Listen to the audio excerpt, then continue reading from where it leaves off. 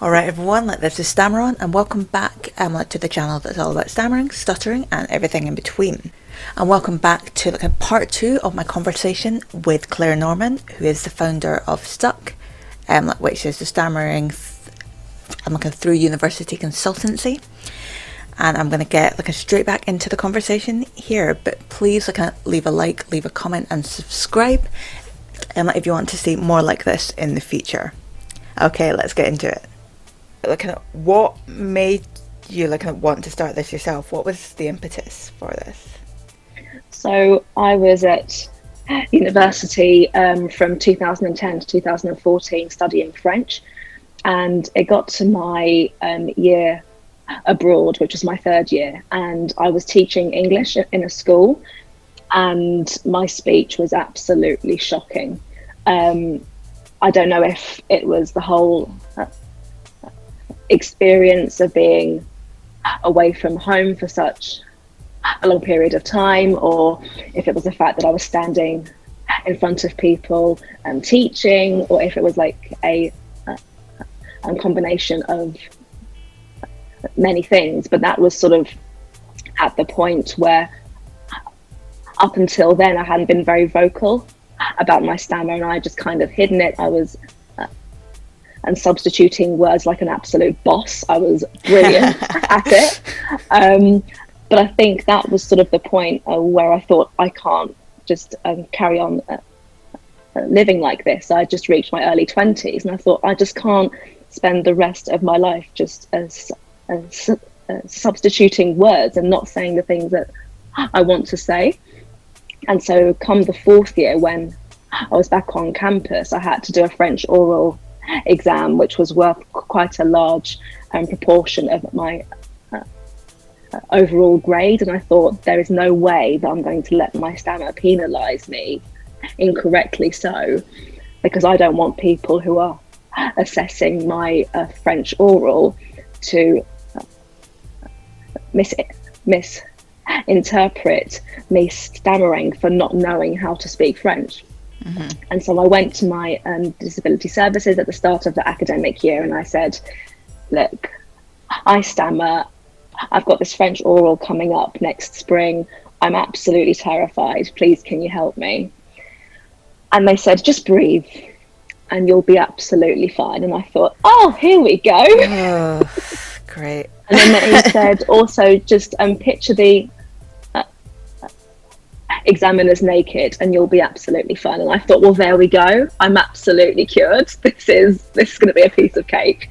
And it came to pass that I realized that actually they were sort of taking the same characteristics of someone who has anxiety, and for when people who give presentations who get nervous, the typical tips that people would often give are just to breathe, calm down, talk slowly, and just to picture people naked to make it less serious, and you'll be absolutely fine. Those characteristics do not apply to people who stammer. And I was fuming inside. I was absolutely furious. And that led me to think, well, actually, how many other people at universities all over the country are also in this position? And how many people are also being given advice such as this? And that's what led me to think, well, actually, if I can, as someone who stammers and who has been through this process, actually talk to other universities nationwide to be able to help people to understand that actually they don't need to be held back or to be penalised incorrectly because of something that they have that they can't help having, then actually that's something that I can bring to actually change hopefully the lives and the futures of other people. And so that's what led me to start STUC back in early 2014. Mm-hmm. And then also I thought that actually, even if I'm just helping students, I'm actually leaving out people who also work at universities too, and there were often many times where I would go into canteens or to restaurants on campus, and I would stammer and people would laugh. They'd finish my sentences. And even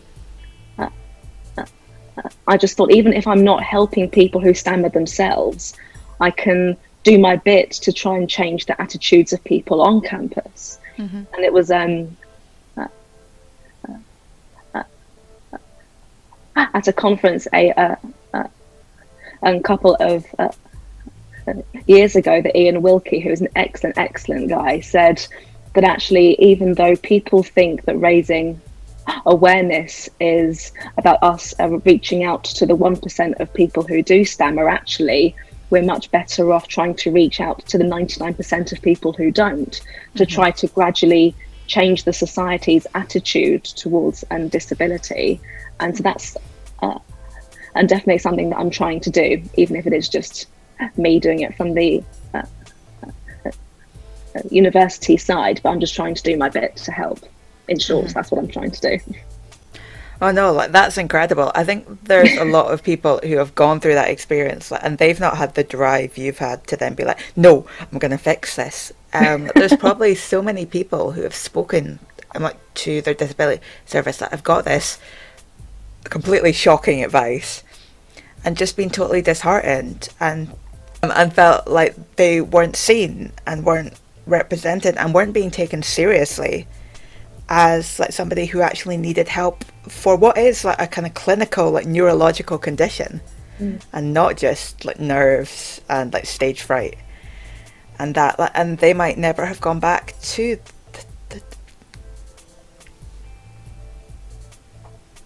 to their disability service and gone into that speech completely terrified still and completely unmotivated. And that, I think, is one of the things that kind of annoys me the most about this. Like, I've got a big ego. I can take a few punches, but like the people coming behind me, or the people that alongside me, I want to make sure that everyone is protected. And I think that's what like kind of STUC does. It's almost like it's not like for, it's not for us as the vocal ones. It's for everyone. Absolutely, which I think is really good. Thank you. And I always just remember like a story, like what you were saying about awareness and making people aware.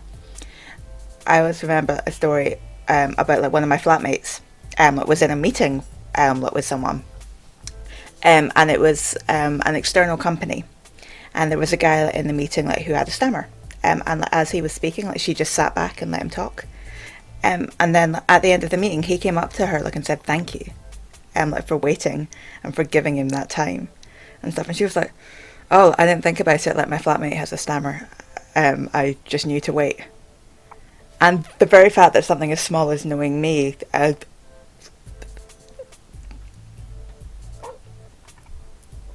then meant like she was able to make it easier for someone else, I think is a really great example like of the impact this kind of thing kind of can have, which seems tiny, but it was probably huge to him to actually be listened to and not interrupted and just be allowed to present. Definitely. Me myself, I did the kind of some presentations in university, however my degrees weren't as kind of speaking focused as say like a language would be. Was there ever anything in the back of your head and that like if you couldn't speak French like kind of fluently like in both ways that you wouldn't be able to get through your degree? Absolutely, yeah. I mean, there was often and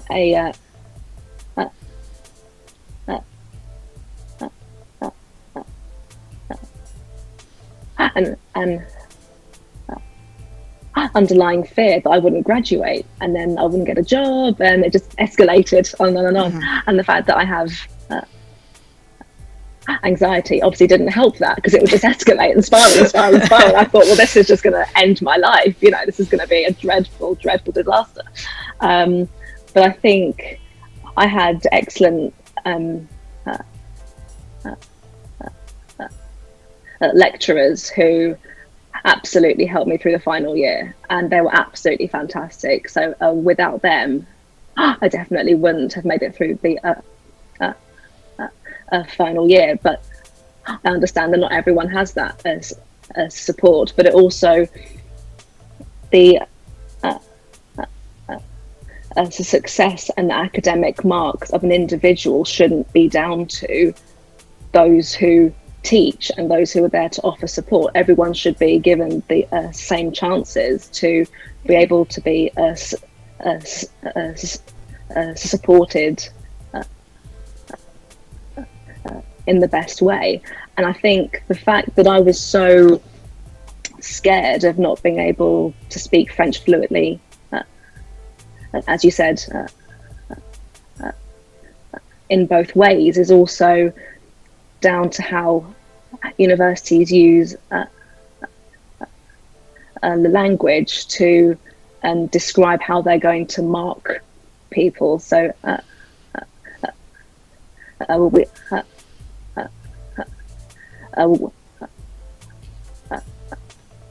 we've had this chat before with the British Stammering Association's own campaign on the language surrounding stammering, and that's definitely key in the ways that university word how they're going to mark people. So I've seen on university websites that they will mark you down or even fail you if you don't speak in a fluent way, and that isn't even for the language degrees, you know. And you just think that if someone who stammers could even look at that and think, yeah, but I'm not fluent. Mm-hmm. So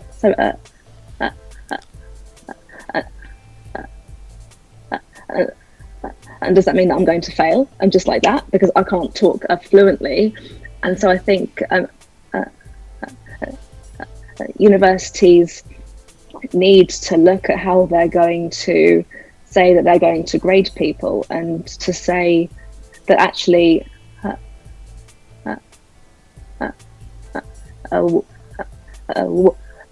when we talk about fluency, we don't mean that if you do speak with pauses and hesitations and blocks, that doesn't mean that we're going to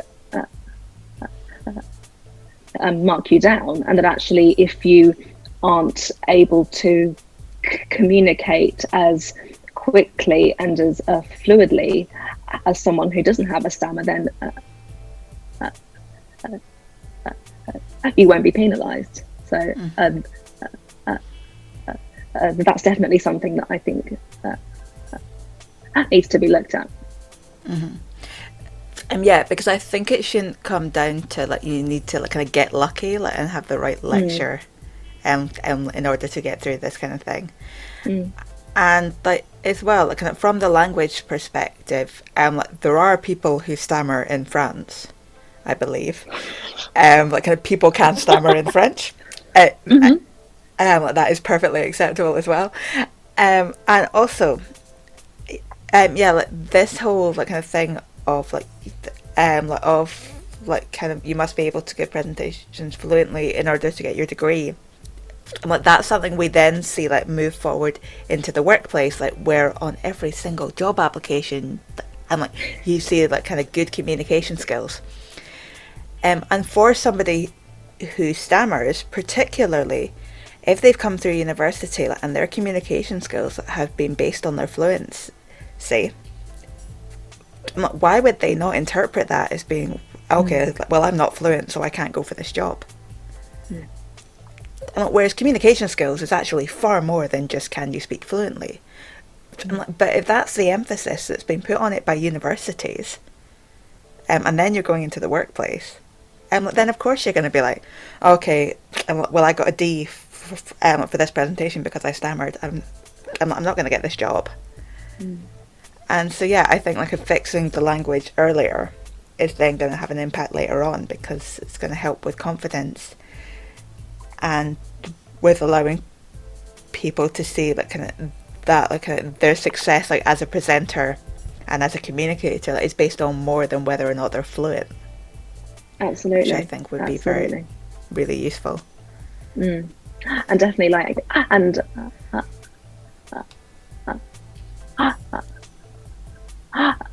I've been banging on about the link between stammering and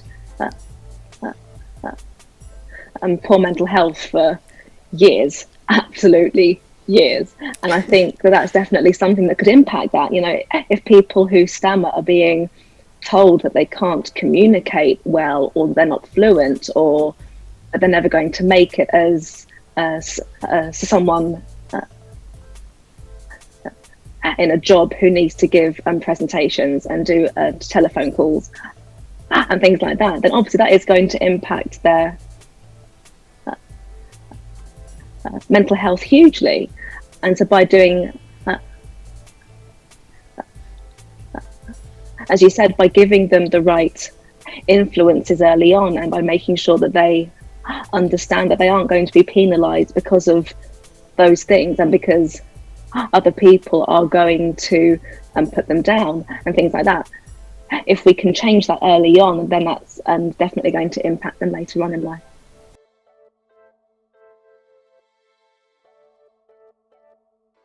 Okay, and that is that like for this part of my conversation with Claire. If you please subscribe to the channel, then you will know when the next part is coming out. Can I please leave a like and leave a comment if you have like any questions or anything you would like to know about stammering or about Claire's work in particular. And I will see you in the next one.